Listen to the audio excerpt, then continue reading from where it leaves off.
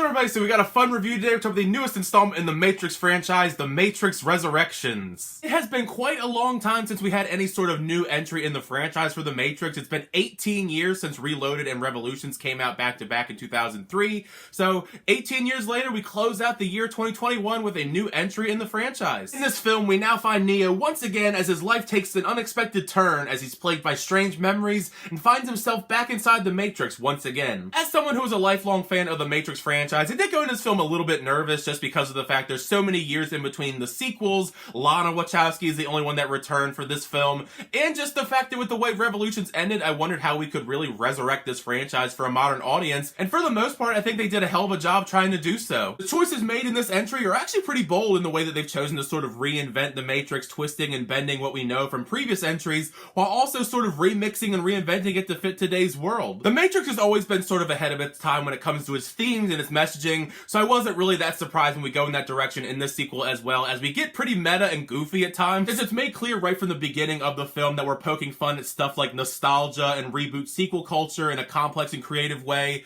It gets a little bit too heavy-handed at times, so that could kind of turn some people off, but I had a lot of fun with it. I think the biting humor from these scenes made the film all the more enjoyable. With all of that meta commentary and the callbacks to the previous films in the franchise and Resurrections, I do recommend doing some sort of refresher before going into this film. I definitely don't think it's accessible for new fans to go into this film, because there's a lot of stuff here that I think if you don't know the lore and everything, you're going to be kind of confused. The film tries its best to give you kind of the greatest hits version of those first three films, just in case you are a new audience member, but all the other films are on HBO Max anyway, so you should probably watch them if you don't have them in your collection. One of my personal favorite elements of every Matrix film are the action sequences. I mean, they've revolutionized the genre as we know it, and I don't think they hit that kind of high bar in Resurrection, but there are a wide variety of amazing action sequences here. I've always really loved the way the Wachowskis frame their action sequences in the Matrix franchise, and once again, I think they did a great job here. There's quite a wide variety of epic action sequences in the Matrix Resurrection, and all of them are pretty badass and entertaining. And you can really tell they went all out here with the stunts and the visuals. The visuals in this film, I think this is probably the best the Matrix franchise has ever looked, because all of the different sci-fi elements in the film look stunning. After all the years he stepped away from the role, how can you not love the return of Keanu Reeves as Neo?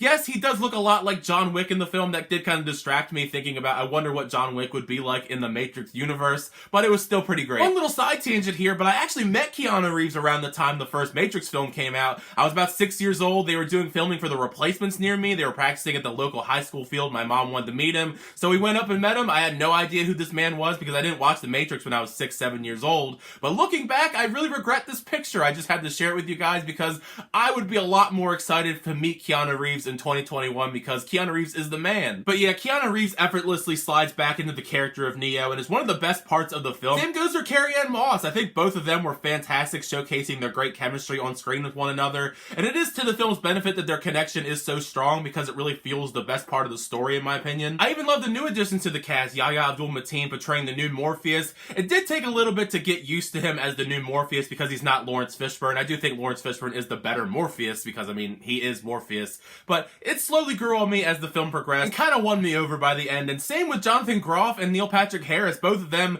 they really step out of their comfort zone here and play these really menacing characters. However, I do think the major standout here among the new cast is Jessica Henwick. I think she's fantastic. I mean, she's been great in smaller roles. I've been a big fan of her for a while. Iron Fist, Game of Thrones, Love and Monsters. Now that she's been given a much bigger platform here with this badass, nuanced character and this portrayal, I think this could really catapult her to bigger opportunities. I thought she was one of the best parts of the movie, and she's basically like the big female lead of the film. Like, it's not like she has a small part. She's actually integral to the main storyline. But yeah, all around, I think The Matrix Resurrections is a solid attempt at reinvigorating the franchise of The Matrix. It's fun, it's meta, it has some great action sequences, all the things that you would want from a Matrix film, and it does have some fun stuff in here that you probably wouldn't expect. I think that's one of the best elements about this film. There are definitely some surprises along the way. If you're a fan of the franchise, I think this is going to be something that you'll enjoy. Like I said, I think you should rewatch the films before going in. I don't think this is very accessible for new fans. I just leave it at that. It does have me wondering after this entry, though, where we're going to go with the franchise, because there's so many different avenues I think we could go with the way that this film ends,